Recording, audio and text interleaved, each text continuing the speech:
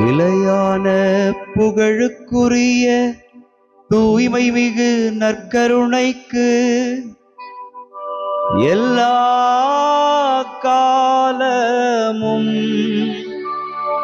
ஆராதனையும் புகழும் ஆட்சியும் உண்டாக கடவது.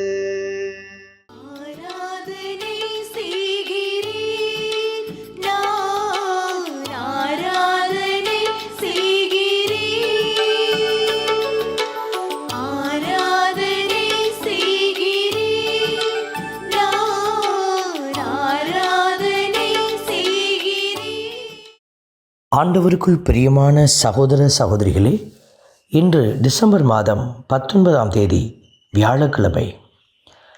ஆண்டவருடைய இரக்கம் பல்வேறு மனிதர்கள் வழியாக வெளிப்பட்டது என்பதை ஒவ்வொரு பக்கமும் விவிலியத்திலே நமக்கு வெளிப்படுத்தி கொண்டே இருக்கிறது. இன்றைய நாளில் சிம்சோன் என்கிற ஒரு மனிதனை குறித்து நாம் சிந்திக்கிற ஒரு வாய்ப்பை ஆண்டவர் கொடுக்கிறார். இப்படி அநேக நபர்களை பல்வேறு விதமான பலத்தோடு கடவுள் படைத்தது அவருடைய திட்டத்தினுடைய ஒரு அங்கமாக இருக்கிறது. அவ்வாறே நீங்களும் படைக்கப்பட்டிருக்கிறீர்கள். ஆண்டவர் அன்று சிம்சோனுக்கு கொடுத்த ஆசீர்வாதத்தை போல உங்களுக்கும் ஆசீர்வாதத்தை நல்கியிருக்கிறார் என்கிற உண்மையை உணர்ந்து ஆண்டவரை பாடி துதிப்போம். நாளெல்லாம் நான் பேசுவது உமது பெருமையே, நாளெல்லாம் நான் பேசுவது உமது பெருமையே. இன்று திருப்பாடல் 71 நமக்கு அருளப்பட்டிருக்கிறது. நாளெல்லாம் நான் பேசுவது உமது பெருமையே என்கிற இந்த பல்லவி வார்த்தைகளை நாம் உச்சரிக்கிற போது உண்மையாகவே நாளெல்லாம் நாம் ஆண்டவருடைய பெருமையை பேசுகிறோமா என்பதை உணர்ந்து, ஆண்டவரே எனக்கு அந்த ஆற்றலை தாரும் என்று மன்றாடி ஜெபிப்போம். நாளெல்லாம் நான் பேசுவது உமது பெருமையே, நாளெல்லாம் நான் பேசுவது உமது பெருமையே. ஆண்டவருடைய வார்த்தை நமக்கு கொடுக்கிற அடையாளம். என் கடவுளே, பொல்லார் கையினின்று என்னை காத்தருளும் என்கிற வார்த்தை. இன்று இந்த உலகம் எவ்வளவோ தீமைகளால் நிறைந்திருக்கிறது. அந்த தீமைகளையே தங்களுடைய ஆதாயமாக கொண்டிருக்கிற தீயவர்களால் இந்த உலகம் நிறைந்திருக்கிறது. ஆகவே நாம் தீயவராய் மாறிவிடாதபடியும், அதேபோல தீயவர்களுடைய கையில் சிக்கிவிடாதபடியும் நாம் நம்மையே தப்புவித்து கொள்ள ஆண்டவரே என்னை காப்பாற்றி ஞானத்தினாலே நிறைத்து வழிநடத்தும் என்று மன்றாடுவோம். நாளெல்லாம் நான் பேசுவது உமது பெருமையே,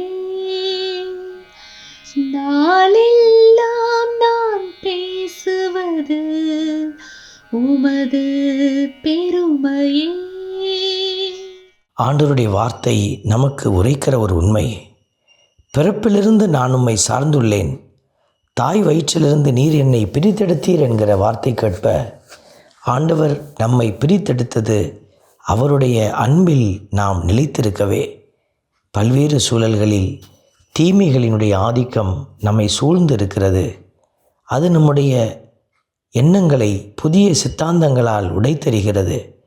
கடவுள் தன்னுடைய திட்டங்களையும் சித்தாந்தங்களையும் மாற்றிக்கொண்டிருப்பவர் அல்ல. அவர் அன்று எப்படி பேசினாரோ அப்படியாகவே இன்றைக்கும் பேசிக்கொண்டிருக்கிறார். அவருடைய வழிமுறைகள் என்றென்றைக்கும் உண்மையை நோக்கி நம்மை வழிநடத்துவதாக இருக்கிறது. அதை உணர்ந்து பாடி துதிப்போம். நாளெல்லாம் நான் பேசுவது உமது பெருமையே,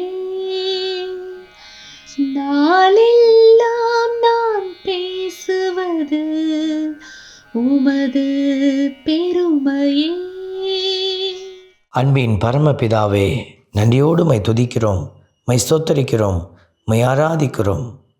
உமது வலிமை மிகு செயல்களை எடுத்துரைப்பேன், உமக்கே உரிய நீதிமுறையை புகழ்ந்துரைப்பேன் என்கிற வார்த்தைக்கு நாங்க ஆண்டவர் தாமே எங்களுக்கு எல்லாமா இருக்கிறார் என்பதை அறிந்து செயல்பட ஆற்றலும் பலனும் தந்து வழிநடத்தும். உம்முடைய தெய்வீக கரத்தில் நாங்கள் எந்நாளும் மகிழ்ந்திருக்க எங்களுக்கு உதவி புரியும். ஆமென்.